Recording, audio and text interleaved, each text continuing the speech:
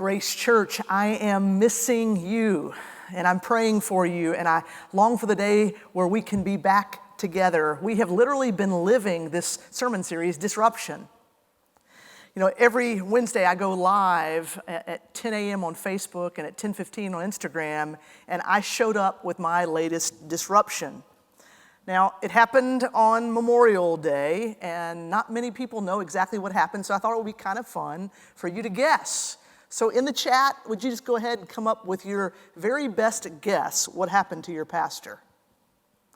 And I can promise you that what you're going to come up with is a lot better than what really happened. Okay, another second or so. What do you think? Well, here's what happened. The short story is that a curb and I had a run-in on my bike, and I lost. Mark and John and I were riding our bikes, trying to create some Memorial Day memories, and yep, I bit the dirt. I tried to break the fall with my arm, and that's it. I have a broken arm. 5 weeks, no activity. So now I'm in this double X special quarantine where I can't lift anything, I can't go to my Zoom gym classes for 5 whole weeks. Disrupted. You know, way back in the middle of March, we really all got the same quarantine order. We can't do anything. We had to stay at home, and so many things we had planned we had to put to the side. Now, maybe you've done this, but I can't help but think about how different May would have looked without our COVID quarantine. Think for a minute about all the things you had on your calendar for the month of May. I mean, it's usually May madness. So many things. I mean, there were things that you were looking forward to, like all the baseball games and all the swim meets. And there were things that you were dreading, like all the baseball games and all the swim meets. I mean, your May would have been crazy. But this year has been a totally different kind of crazy. I wonder if there's something that Jesus has to say about our normally busy, out of control lives while we're slowed down in quarantine. You know, one of the things I've noticed about Jesus is that Jesus is not busy. If anyone has a right to have this crazy schedule and a mean assistant who could be a gatekeeper, it was Jesus. If anyone was too important and too good to be bothered with a bunch of people who kept interrupting his work, it would have been Jesus. You know, Jesus only had 3 years of ministry. His time was absolutely precious, but Jesus is not anxious. He's not busy. He's not overscheduled. He's not in a hurry. Jesus meets a man and a woman in Luke 8. Listen as Jesus meets them in their disruption. Now, when Jesus returned, a crowd welcomed him, for they were all expecting him. Then a man named Yrus, a synagogue leader, came and fell at Jesus' feet, pleading with him to come to his house because his only daughter, a girl of about 12, was dying. As Jesus was on his way, the crowds almost crushed him.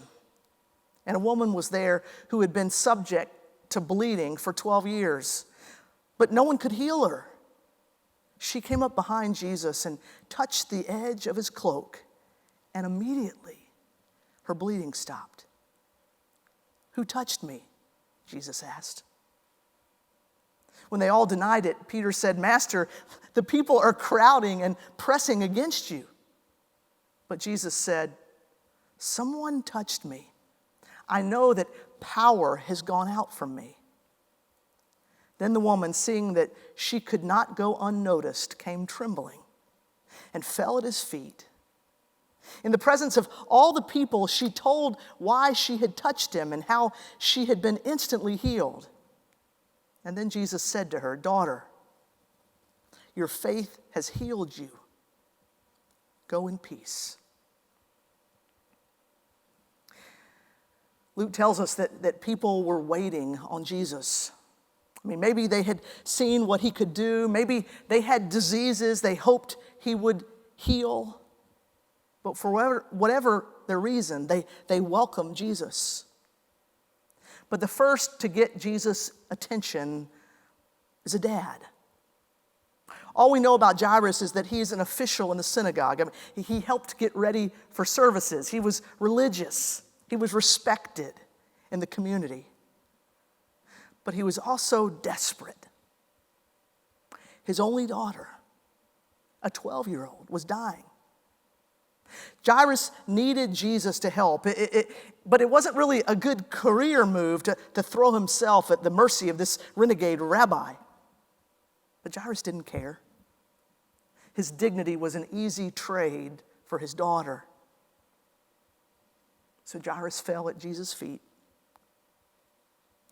And Yrus had Jesus at hello. Yrus tries to clear the crowd and make a path for Jesus, but it's really slow. The crowds are thick. The Greek says that they were literally crushing Jesus. So Yrus and Jesus can't get through. And then something happens. Something happens that slows them down. It stops them. Someone touches Jesus. Not just a bumping up against someone like what happened in the good old days at Music Fest or when you're going through the Atlanta airport. This was intentional.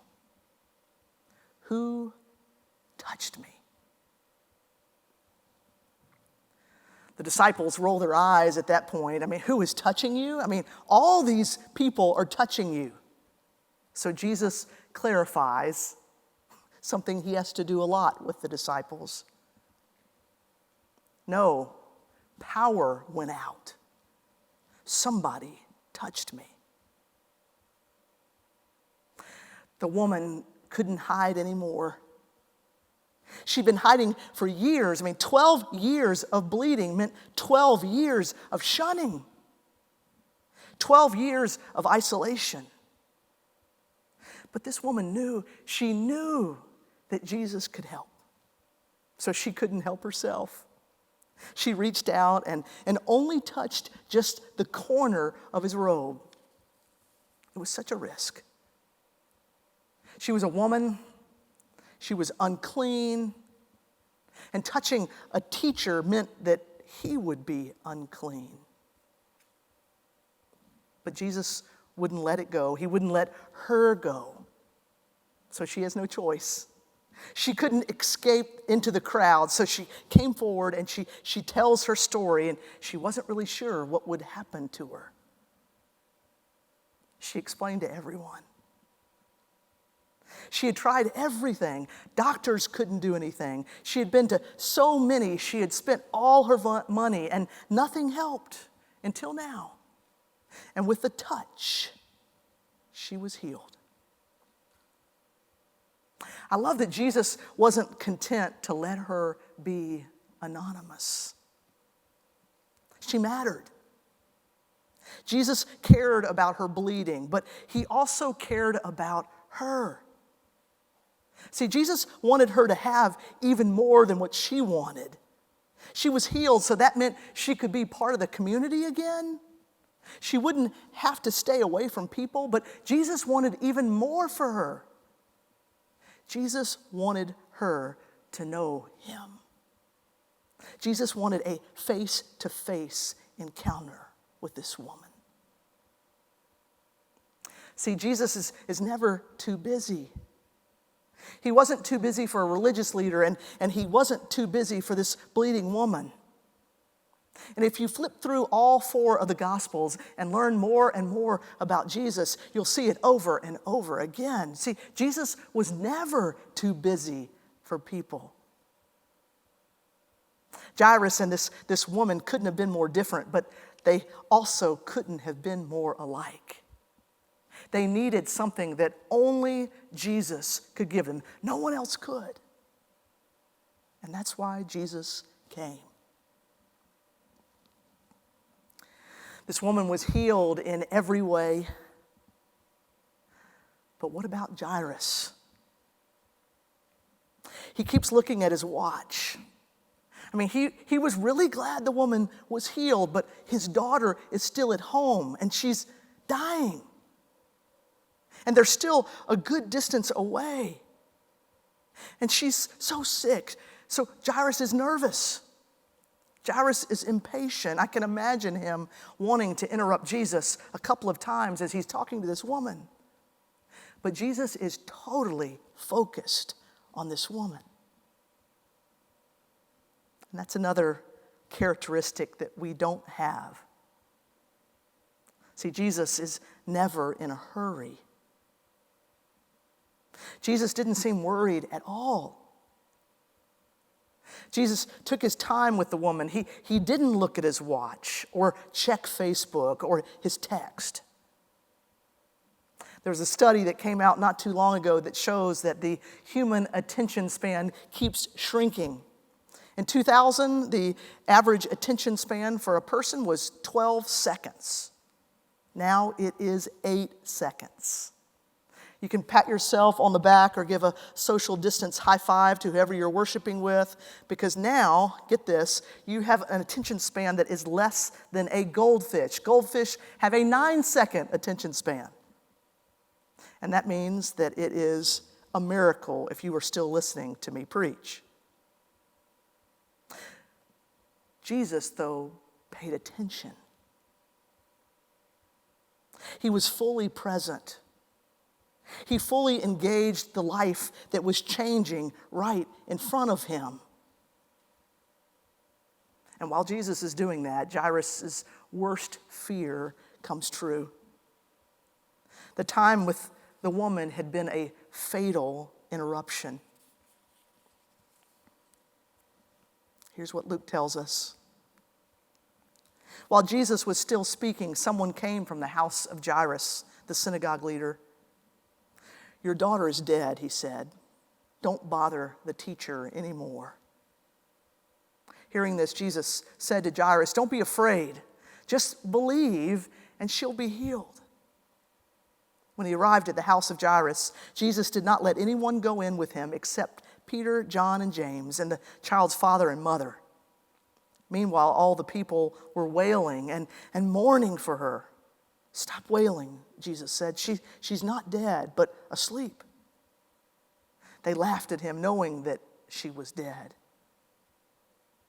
But Jesus took her by the hand and said, "My child, get up."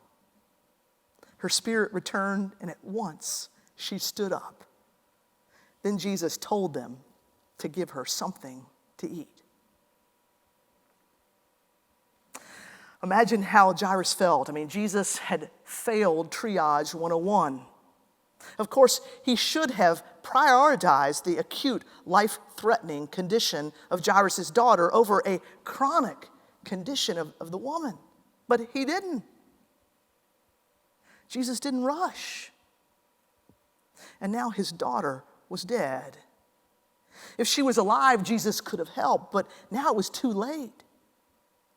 Jairus couldn't dare believe that Jesus could do anything now. But Jesus wasn't done. He invited Jairus to dig deep. Don't be afraid. Believe. But could he? A.W. Tozer says this. He says, "Left to ourselves, we tend immediately to reduce God to manageable terms. We want to get him where we can use him, or at least know where he is when we need him. We want a God we have in some measure of control." You know, Jairus couldn't control Jesus. No matter what, he couldn't. Jairus couldn't make plans for Jesus. Jesus had no interest in Jairus' agenda. He just wanted him to believe. So they got to the house that day, and the mourners were there, and they were loud. Everyone was so sad. But Jesus tells them to be quiet. They say, she's only asleep. When Jesus says that, the mourners laugh because they saw her die. But Jesus isn't giving a diagnosis. Jesus is giving a prognosis. He knows what is about to happen. He walks into the room. He touches her. He takes her hand and tells her, child. Really, in Greek, it could be translated, dear one. Dear one, honey, get up. And she does. Jairus had every rational and human reason to think Jesus had blown it and to think that there was nothing left to do. But he didn't have all the facts. See, Jesus knows more than you know. Jesus knew the rest of the story, and Jairus didn't. The disciples didn't, but Jesus did. What Jesus did, it wasn't malpractice, it was multitasking because Jesus knew all the players. Jesus knew all the facts. And he was going to meet every need in his time and in his way. You know, think about how many people there are in the Lehigh Valley today and all the needs that they have. And even in the world, it's never been more obvious how desperate the world is.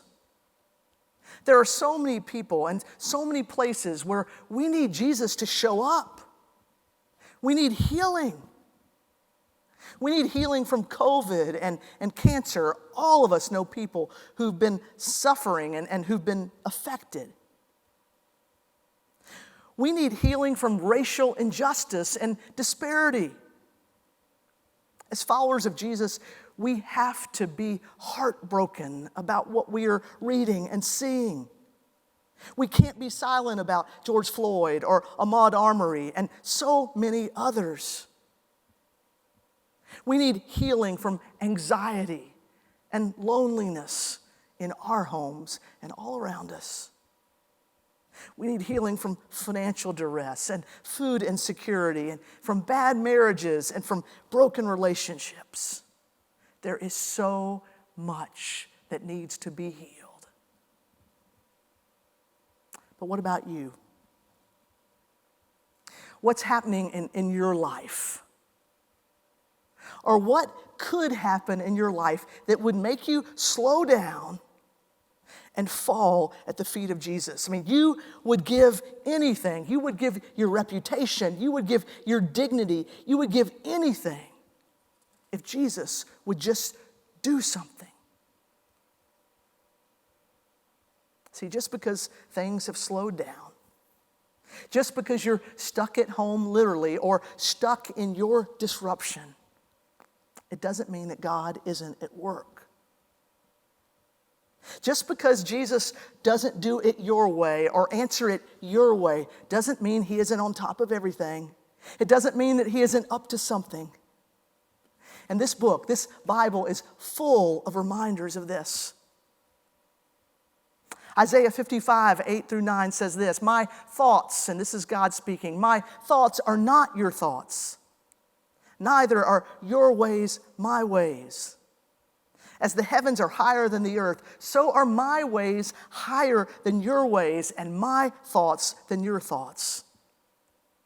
See, God knows what's going on in your life. That's what he's saying here. He sees more than you see. And just like Jesus saw the whole thing, he knew more, he saw more than Jairus did. He knows every single thing that's going on in your life. Nothing is hidden from Jesus. He made you, and he knows every single thing about you. 2 Peter 3:8 says this. It says, "With the Lord, a day is like 1,000 years, and 1,000 years are like a day."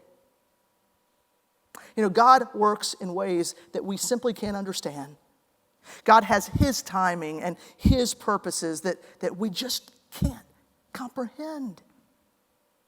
Now, we may understand as things begin to unravel and unfold, but we may not ever understand this side of heaven, how God is at work. Then there's Jeremiah 29:11. I know the plans I have for you, plans to prosper you and not to harm you, plans to give you hope and a future. And God said that to the exiles. They were being disrupted and they needed to hear from God that He had not deserted them. So hear this from me. God has not deserted you. He has plans for you. You're His beloved, and He is always with you, even when you hear deafening silence or devastating news. And there's Romans 8:28. We know that in everything, God works for the good of those who love Him, who were called according to His purpose. See, what Paul is saying there is that God is faithful. And God does want good for us. And God is working even in the most difficult and horrible experiences that we have happened to us. Now, I don't know what's going on in your life. I don't know what's right around the corner for you. But Jesus knows. He knows so much more than you know. And He wants you to come to Him and to believe in Him and trust that He is at work, that He has something that you can't have without Him. And here's what's even more important for you to know. Jesus loves more than you love. If it's your child that you're desperate about, or it's your spouse, or it's our city, or it's our church, if it's anyone including you, Jesus loves so much more than you could ever imagine. He loves your child. He loves your spouse. He loves this city. He loves this church. He loves you so much more than you can imagine. Jesus loves more than you love. Jesus came to meet the synagogue official. He came to meet the bleeding woman, and Jesus came to meet you. See, he knows your heart, and he knows your deepest heartache. He knows your disruptions, and He knows that you can't fix it by yourself. He knows you can't buy your way out of it. You can't find the solution. You don't have what you need. And that's why His love for you took Him all the way to the cross. He died for you so that you could live. He gave you all that you need to live a life here that is full and purposeful and connected to Him. When He took your sin and your place on the cross. Jesus knows more than you know. Jesus loves more than you love. Jesus is never too busy. Jesus is never in a hurry. I wonder what next May will look like, or what you want it to look like. Or maybe just even next month. See, God willing, when Corona is controlled and masks are put away and we can hug and go to baseball fields and swimming pools and all that, I mean, of course, there will be new disruptions.